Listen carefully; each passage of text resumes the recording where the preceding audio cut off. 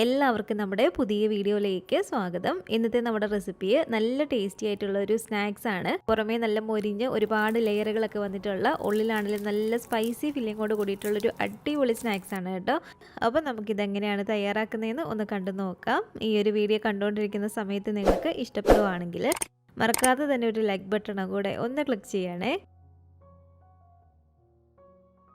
അപ്പോൾ ഫില്ലിങ് റെഡിയാക്കാനായിട്ട് ഇതുപോലെ ഈ ഒരു പാനിലേക്ക് ഞാൻ ഒരു 1.5 ടേബിൾ സ്പൂൺ അളവിൽ ഓയിൽ ഒഴിച്ച് കൊടുത്തിട്ടുണ്ട്. ഞാനിപ്പോൾ ഇതിലേക്ക് സൺഫ്ലവർ ഓയിലാണ് കേട്ടോ ഒഴിച്ച് കൊടുത്തിരിക്കുന്നത്. ഓയിലൊന്ന് ചൂടായിട്ട് വരുമ്പോഴത്തേക്കും ഇതിലേക്ക് ഒരു 2 മീഡിയം വലിപ്പമുള്ള സവാള ഇതുപോലെ ഒന്ന് കട്ട് ചെയ്തിട്ടെടുത്താണ് അത് നമുക്ക് ഇട്ട് കൊടുക്കാം.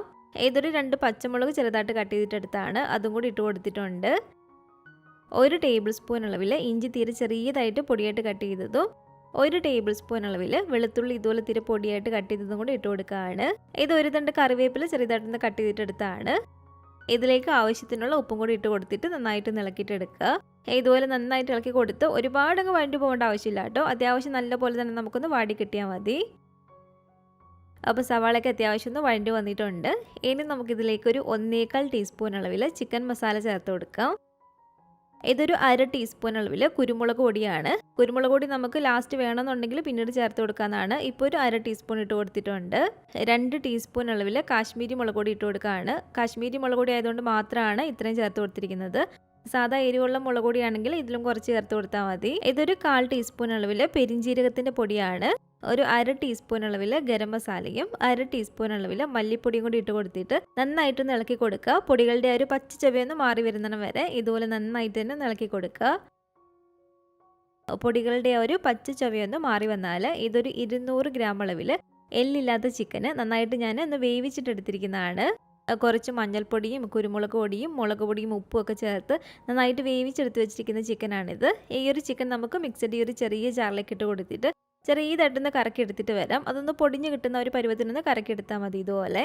അപ്പോൾ ചിക്കൻ ഒന്ന് പൊടിച്ചിട്ടെടുത്തത് നമുക്കിതിലേക്ക് ഇട്ട് കൊടുക്കാം. ഇനി ഒരു മീഡിയം ടു ഹൈ ഫ്ലെയിമിൽ തന്നെ വെച്ച് കൊടുത്തിട്ട് ഒരു 3-4 മിനിറ്റോളം നല്ല പോലെ തന്നെ ഇളക്കി കൊടുക്കുക. നന്നായിട്ട് ഇളക്കി എടുത്തതിന് ശേഷം ഇതിലേക്ക് ഒരു 2 ടേബിൾ സ്പൂൺ അളവിൽ വെള്ളം കൂടെ ഒന്ന് ഒഴിച്ച് കൊടുക്കുക കേട്ടോ. ആ ഒരു വെള്ളം കൂടി ചേർത്തിട്ട് കുറച്ച് സമയം നന്നായിട്ട് തന്നെ ഒരു മീഡിയം ടു ഹൈ ഫ്ലെയിമിൽ ഇതുപോലെ ഇളക്കി കൊടുക്കുക. നമ്മളിപ്പോൾ ഇട്ട് കൊടുത്ത ഈ ഒരു ചിക്കനിൽ ആ ഒരു മസാലയൊക്കെ പിടിച്ച് നന്നായിട്ടൊന്ന് റെഡിയായി കിട്ടണം.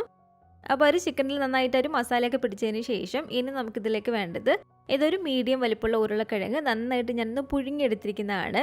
അപ്പോൾ ഉരുളക്കിഴങ്ങ് പുഴുങ്ങിയത് ഇതിലേക്ക് ഇട്ട് കൊടുത്തിട്ട് നല്ല പോലെ തന്നെ നമുക്ക് ഇളക്കി കൊടുക്കാം. നന്നായിട്ട് ഉടച്ചു കൊടുക്കാം കേട്ടോ ഇതുപോലെ.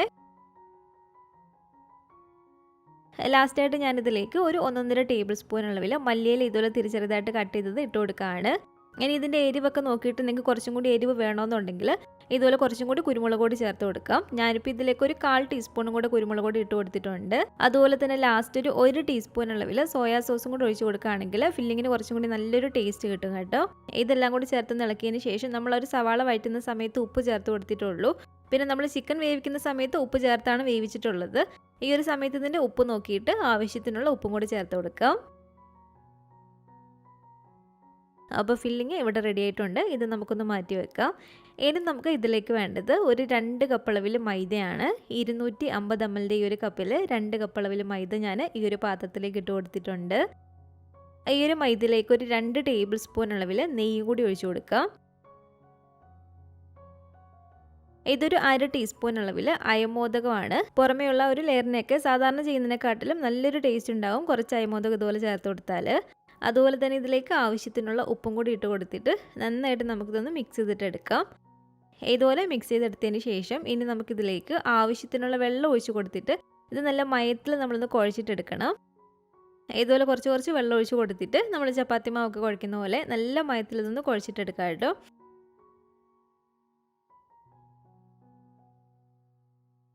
നമ്മുടെ കയ്യിലൊക്കെ ചെറുതായിട്ട് ഒട്ടിപ്പിടിക്കുന്നതായിട്ട് തോന്നുന്നുണ്ടെങ്കിൽ കുറച്ചും കൂടി നെയ്യ് ഇതിലേക്ക് ആക്കി കൊടുത്തിട്ട് നല്ല പോലെ തന്നെ കുഴച്ചിട്ടെടുത്താൽ മതി.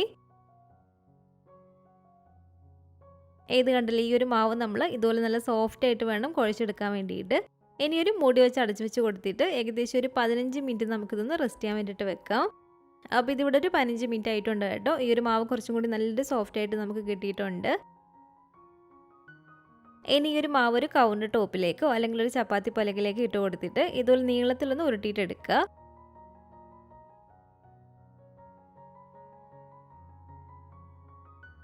ഇതുപോലെ ഒന്ന് ആക്കിയെടുത്താൽ ഇതിന് നമുക്ക് ഒരേ വലിപ്പത്തിൽ ഒന്ന് കട്ട് ചെയ്തിട്ടെടുക്കാം. ഒരു 4 എണ്ണമായിട്ടാണ് കേട്ടോ ഞാനിവിടെ കട്ട് ചെയ്തിട്ടെടുക്കുന്നത്. ഇതുപോലെ കട്ട് ചെയ്തതിന് ശേഷം ഇതുപോലെ കൈ കൊണ്ട് എടുത്തിട്ട് ഒന്ന് റൗണ്ട് ആക്കി ഒന്ന് ഉരുട്ടിയിട്ടെടുക്കുക.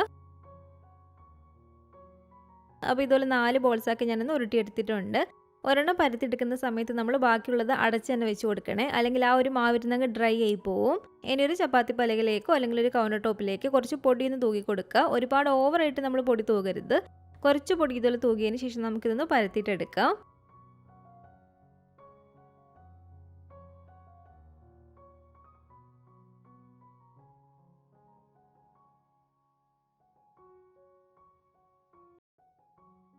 അപ്പോൾ ഇതുപോലെ കുറച്ച് പൊടി തൂക്കിക്കൊടുത്ത് ഞാൻ ഇതുപോലെ ഒന്ന് പരത്തിയെടുത്തിട്ടുണ്ട്. ഇത് കണ്ടില്ലേ, ഈ ഒരു വലിപ്പത്തിൽ നമ്മളൊന്ന് പരത്തിയിട്ടെടുത്താൽ മതി. ഇതുപോലെ തന്നെ നമുക്ക് ബാക്കിയുള്ള 3 ബോൾസും ഒന്ന് പരത്തിയിട്ടെടുക്കാം. അപ്പോൾ ഒരു 4 ബോൾസും ഇതുപോലെ ഒന്ന് പരത്തിയെടുത്തതിന് ശേഷം ഇനി നമുക്ക് ഇതിലേക്ക് വേണ്ടത് ഇതൊരു 2 ടേബിൾ സ്പൂൺ അളവിൽ നെയ്യാണ്. ഈ ഒരു നെയ്യിലേക്ക് ഒരു 2 ടേബിൾ സ്പൂൺ അളവിൽ കോൺഫ്ലോർ ഇട്ട് കൊടുത്തിട്ട് നന്നായിട്ട് നമുക്ക് ഇതുപോലെ ഒന്ന് മിക്സ് ചെയ്തിട്ടെടുക്കാം. അപ്പോൾ ഇത് കണ്ടില്ലേ, ഇതിവിടെ നന്നായിട്ട് തന്നെ ഞാനൊന്ന് മിക്സ് ചെയ്തെടുത്തിട്ടുണ്ട്. ഇത് നമുക്കൊന്ന് മാറ്റി വെക്കാം. ഇനി നമ്മൾ പരത്തിയെടുത്തിരിക്കുന്ന ആ ഒരു 4 ഷീറ്റിൽ ഒരെണ്ണം ഇതിലേക്കൊന്ന് വെച്ച് കൊടുക്കുക. എന്നിട്ട് ഇതിൻ്റെ മുകളിലായിട്ട് നമ്മളിപ്പോൾ റെഡിയാക്കി വെച്ചിട്ടുള്ള ആ ഒരു കോൺഫ്ലോറിൻ്റെയും നെയ്യുടെയൊക്കെ ഒരു മിക്സില്ലേ, ആ ഒരു മിക്സ് ഇതുപോലെ സ്പ്രെഡ് ചെയ്ത് കൊടുക്കുക. എല്ലാ ഭാഗത്തും എത്തുന്ന രീതിയിൽ നന്നായിട്ടൊന്ന് സ്പ്രെഡ് ചെയ്ത് കൊടുക്കണേ. അപ്പം നെയ്യുടെ ആ ഒരു കോൺഫ്ലോറിൻ്റെ മിക്സ് ഇതുപോലെ നന്നായിട്ട് സ്പ്രെഡ് ചെയ്ത് കൊടുത്തതിന് ശേഷം രണ്ടാമത്തെ ലെയറും കൂടി നമുക്കിതിൻ്റെ മുകളിലേക്കൊന്ന് വിരിച്ചു കൊടുക്കാം. ആദ്യത്തേതിലും സൈഡ് ഒരുപാടങ്ങ് നീണ്ട് കിടപ്പുണ്ടെങ്കിൽ സൈഡിൽ നിന്ന് ലെവലാക്കി ഒന്ന് കട്ട് ചെയ്ത് കൊടുത്താൽ മതി കേട്ടോ ഇതുപോലെ. അപ്പോൾ രണ്ടാമത്തെ ഒരു ഷീറ്റ് ഇതുപോലെ വെച്ച് കൊടുത്തതിന് ശേഷം ഇതിൻ്റെ മുകളിലേക്ക് നമുക്ക് ആ ഒരു നെയ്യുടെ ഒരു കോൺഫ്ലോറിൻ്റെ മിക്സ് നല്ല പോലെ തന്നെ സ്പ്രെഡ് ചെയ്ത് കൊടുക്കാം, എല്ലാ ഭാഗത്തും എത്തുന്ന രീതിയിൽ. ഇതുപോലെ നമ്മൾ റിപ്പീറ്റ് ചെയ്ത് നമ്മൾ പരത്തി എടുത്തിരിക്കുന്ന ഒരു 4 ഷീറ്റും ഈ ഒരു രീതിക്ക് തന്നെ വെച്ച് കൊടുക്കുക. ഇത് 4ാമത്തെ ഒരു ഷീറ്റാണ്. ഇത് ഞാൻ ഇതുപോലെ വെച്ച് കൊടുത്തതിന് ശേഷം ആ ഒരു നെയ്യുടെയും കോൺഫ്ലോറിൻ്റെ മിക്സ് നല്ല പോലെ തന്നെ ഒന്ന് സ്പ്രെഡ് ചെയ്ത് കൊടുത്തിട്ടുണ്ട്.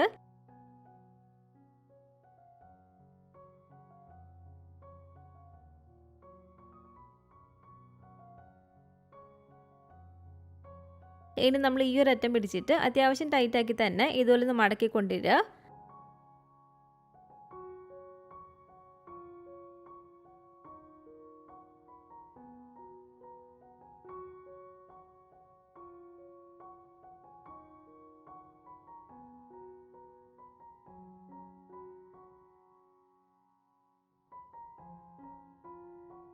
അപ്പോൾ ഇതുപോലെ ഒന്ന് ടൈറ്റാക്കി ഒന്ന് മടക്കിയെടുത്തതിന് ശേഷം ഈ ഒരു 2 അറ്റവും ഞാനൊന്ന് ചെറുതായിട്ടൊന്ന് കട്ട് ചെയ്ത് മാറ്റുകയാണ്. ആ ഒരു 2 സൈഡും ചെറിയതായിട്ടൊന്ന് കട്ട് ചെയ്ത് മാറ്റിയതിന് ശേഷം ഏകദേശം ഒരു 1.5 ഇഞ്ച് വലിപ്പത്തിൽ നമുക്ക് ഇതുപോലെ ഒന്ന് കട്ട് ചെയ്തിട്ടെടുക്കാം ഇത് മുഴുവനും.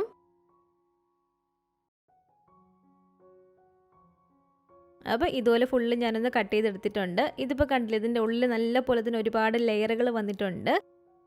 നമ്മൾ കട്ട് ചെയ്തെടുത്തിരിക്കുന്ന ഇത് ഒരെണ്ണം എടുത്തിട്ട് ഇതിൻ്റെ ഒരു സെൻറ്റർ ഭാഗത്തായിട്ട് നമ്മുടെ ഒരു കൈയുടെ അറ്റം പിടിച്ചിട്ട് പതിയെ ഒന്ന് പ്രസ് ചെയ്ത് കൊടുക്കുക. ആ ഒരു ലെയറുകൾ സെൻറ്റർ ഭാഗത്തായിട്ട് വരുന്ന രീതിയിൽ വേണം നമ്മൾ കൈ കൊണ്ട് ഇതിലൊന്ന് പ്രസ് ചെയ്ത് കൊടുക്കാൻ വേണ്ടിയിട്ട്. ഇതുപോലെ പ്രസ് ചെയ്ത് കൊടുത്തതിന് ശേഷം നമുക്കിതൊന്ന് പരത്തിയിട്ടെടുക്കാം. ഇതുപോലെ നമ്മൾ പരത്തിയെടുത്തതിന് ശേഷം ഇനി നമുക്കിതിൻ്റെ ഉള്ളിലേക്ക് ഫില്ലിങ് വെച്ച് കൊടുക്കാം. ഫില്ലിങ് വെച്ച് കൊടുക്കുന്ന സമയത്ത് ആ ഒരു ലെയറുകൾ ഒരുപാട് കാണുന്ന ഒരു ഭാഗത്തായിരിക്കരുത് നമ്മൾ ഫില്ലിങ് വെച്ച് കൊടുക്കേണ്ടത്. ആ ഒരു ഭാഗം പുറമേ വരേണ്ടതാണ്. അപ്പോൾ ഇതുപോലെ നമ്മൾ ആവശ്യത്തിനുള്ള ഫില്ലിങ് വെച്ച് കൊടുത്തിട്ട് ഇനി ഇതെല്ലാം കൂടി ഒന്ന് കൂട്ടി പിടിച്ചിട്ട് ഇതുപോലെ ഒന്ന് ഒട്ടിച്ച് കൊടുക്കുക. എന്നിട്ട് കൈ കൊണ്ട് പതിയെ ഒന്ന് പ്രസ് ചെയ്ത് നമ്മളൊന്ന് റൗണ്ട് ഷേപ്പിലൊന്ന് ആക്കിയിട്ട് എടുത്താൽ മതി.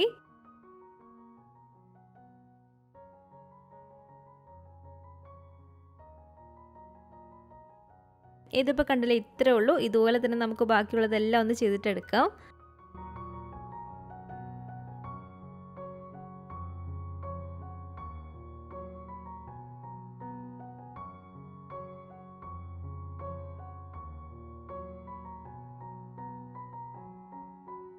ഇതുപോലെ എല്ലാം തന്നെ ഞാനൊന്ന് റെഡിയാക്കി എടുത്തിട്ടുണ്ട്.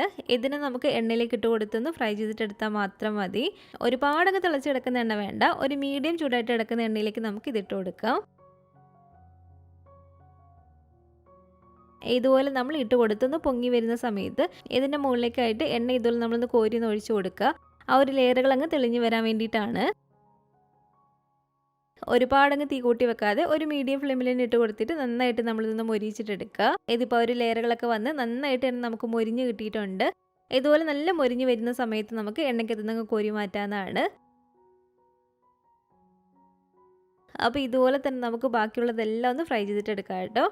ശരിക്കും നമ്മൾ പപ്സൊക്കെ കഴിക്കുന്ന സമയത്ത് പപ്സിൻ്റെ മുകളിൽ ഒരുപാട് ലെയറുകളുണ്ടല്ലോ. അത്രയ്ക്കില്ലെങ്കിലും അത്യാവശ്യം നല്ല ലെയറുകൾ വന്നിട്ടുള്ള പുറമേ നല്ല മൊരിഞ്ഞിട്ടുള്ളൊരു സ്നാക്സാണ് കേട്ടോ. നല്ലൊരു ചൂടോട് കൂടിയിട്ട് നല്ല ക്രിസ്പി ആയിരിക്കുന്ന ഒരു പരുവത്തിന് തന്നെ നമ്മൾ കഴിക്കണം കേട്ടോ. എങ്കിൽ മാത്രം ഇതിൻ്റെ ഒരു കറക്റ്റ് ടേസ്റ്റ് നമുക്ക് അറിയാൻ പറ്റത്തുള്ളൂ. ശരിക്കും ഒരു ലെയർഡ് ചിക്കൻ സമൂസ എന്നൊക്കെ നമുക്ക് വേണമെങ്കിൽ പറയാം. അപ്പോൾ ഇതുപോലെ നിങ്ങൾ ട്രൈ ചെയ്ത് നോക്കിയിട്ടില്ലെങ്കിൽ ഒരിക്കലെങ്കിലും ഒന്ന് ഉണ്ടാക്കി നോക്കാം കേട്ടോ. അപ്പോൾ ഉണ്ടാക്കി നോക്കുകയാണെങ്കിൽ നിങ്ങളുടെ അഭിപ്രായങ്ങളെയൊക്കെ മറക്കാതെ തന്നെ നമ്മുടെ കമൻറ്റ് ബോക്സിൽ വന്ന് അറിയിക്കുക. അതുപോലെ തന്നെ നമ്മുടെ ഈ ഒരു വീഡിയോ ഇഷ്ടപ്പെട്ടെങ്കിൽ മറക്കാതെ തന്നെ ഒരു ലൈക്ക് ബട്ടണും കൂടെ ഒന്ന് ക്ലിക്ക് ചെയ്യണേ. നമ്മുടെ ചാനൽ ആരെങ്കിലും പുതിയതായിട്ട് കാണുന്നുണ്ടെങ്കിലും ഇതുവരെയായിട്ടും ഈ ഒരു ചാനൽ സബ്സ്ക്രൈബ് ചെയ്തിട്ടില്ലെങ്കിലും താഴെ കാണുന്ന റെഡ് സബ്സ്ക്രൈബ് ബട്ടണും കൂടെ ഒന്ന് പ്രസ് ചെയ്ത് സപ്പോർട്ട് ചെയ്യണേ. പുതിയ പുതിയ വീഡിയോസൊക്കെ ഇടുമ്പോൾ നിങ്ങൾക്ക് അപ്പോൾ തന്നെ നോട്ടിഫിക്കേഷൻ കിട്ടാൻ വേണ്ടിയിട്ട് ആ ഒരു സബ്സ്ക്രൈബ് ബട്ടൻ്റെ തൊട്ടടുത്തുള്ള ബെല്ലൈക്കൺ ക്ലിക്ക് ചെയ്ത് അതിൽ ഓൾ എന്ന ഒരു ഓപ്ഷൻ തന്നെ കൊടുക്കുകയാണെങ്കിൽ പുത്തൻ വീഡിയോസൊക്കെ ഇടുമ്പം തന്നെ നിങ്ങൾക്ക് നോട്ടിഫിക്കേഷൻ കിട്ടുന്നതായിരിക്കും. ഇൻഷാ അല്ലാഹ് വീണ്ടും നമുക്ക് ഇതുപോലെ നല്ലൊരു റെസിപ്പി ആയിട്ട് കാണാം.